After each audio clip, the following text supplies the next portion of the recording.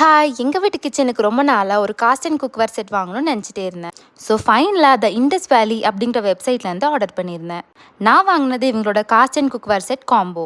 இந்த காம்போவில் என்னெல்லாம் இருக்கும்னா, ஒரு தவா, ஒரு கடாய், அதுக்கப்புறமா ஃப்ரை பேன். இவங்க இந்த காம்போ கூட ஒரு தட்கா பேன் ஃப்ரீயாக கொடுக்குறாங்க. இது வந்து 400 rupees ஒர்த் அண்ட் குவாலிட்டியுமே நல்லா இருந்துச்சு. இந்த ப்ராடக்ட் ரொம்ப நாளாக என்னோட விஷ்லிஸ்ட்ல இருந்த ஒரு ப்ராடக்ட். ஸோ ஓப்பன் பண்ணும்போது எக்ஸைட்மெண்ட் அதிகமாகவே இருந்துச்சு. ஃபர்ஸ்ட்டு நான் ஓப்பன் பண்ணுறது கடாய். இது வந்து 2.5 kgs அண்ட் சைஸ் வந்து பார்த்தீங்கன்னா 26 centimeters அண்ட் 2.4 liters. இந்த காஸ்ட் அண்ட் ப்ராடக்ட்ஸ் எல்லாமே ப்ரீ சீசன், ஸோ நமக்கு யூஸ் பண்ணுறதுக்கு ஈஸியாக இருக்கும். நெக்ஸ்ட் நான் ஓப்பன் பண்ணது இவங்களோட ஃப்ரை பேன். இது வந்து 2.6 kgs அண்ட் இதோட சைஸ் வந்து பார்த்தீங்கன்னா 25 centimeter, அதாவது 1.6 liters. நம்ம வீட்டில் ஃப்ரை பண்ணுறதுக்கு நான்ஸ்டிக் தான் யூஸ் பண்ணியிருப்போம்.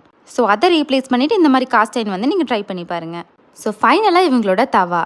இதோட வெயிட் வந்து பார்த்தீங்கன்னா 1.9 kgs அண்ட் சைஸ் வந்து 25.2 centimeters. அண்ட் இந்த காம்போட ப்ரைஸ் என்னன்னு கேட்டிங்கன்னா 3499 தான் வெப்சைட்டில் கோட் பண்ணியிருக்க ப்ரைஸ். நான் வந்து வேலண்டைன்ஸ் டே ஆஃபரில் 3140 rupeesக்கு வாங்கியிருந்தேன். இந்த ப்ராடக்ட் கூட ஒரு சின்ன புக்லெட் கொடுத்துருக்காங்க. இதில் வந்து இந்த ப்ராடக்ட் எப்படி யூஸ் பண்ணுறது அப்படின்னு சொல்லியிருக்காங்க. இது ரொம்ப சிம்பிள் தான். ஃபர்ஸ்ட் குக்கிங் யூஸ் பண்ணுறதுக்கு முன்னாடி இந்த கடாயை லைட்டாக சோப்பில் வாஷ் பண்ணிக்கணும். அப்புறம் ஒரு டவல் வச்சு நல்லா ட்ரை பண்ணிக்கோங்க. அப்புறம் இந்த கடாயை ஹீட் பண்ணி லைட்டாக ஆயில் வச்சு சீசன் பண்ணிக்கோங்க. அவ்வளோதான், அது குக் பண்ணுறதுக்கு ரெடி. ஒரு டைம் குக் பண்ணி முடிச்சதுக்கப்புறமும் இது தான் பண்ணணும். ரொம்ப நேரம் ஊற வைக்கக்கூடாது, கொஞ்ச நேரம் ஊற வச்சு வாஷ் பண்ணிடணும். அப்புறம் கடாயை ஹீட் பண்ணி ஆயில் பண்ணி சீசன் பண்ணிட்டு நீங்கள் ஸ்டோர் பண்ணிக்கலாம்.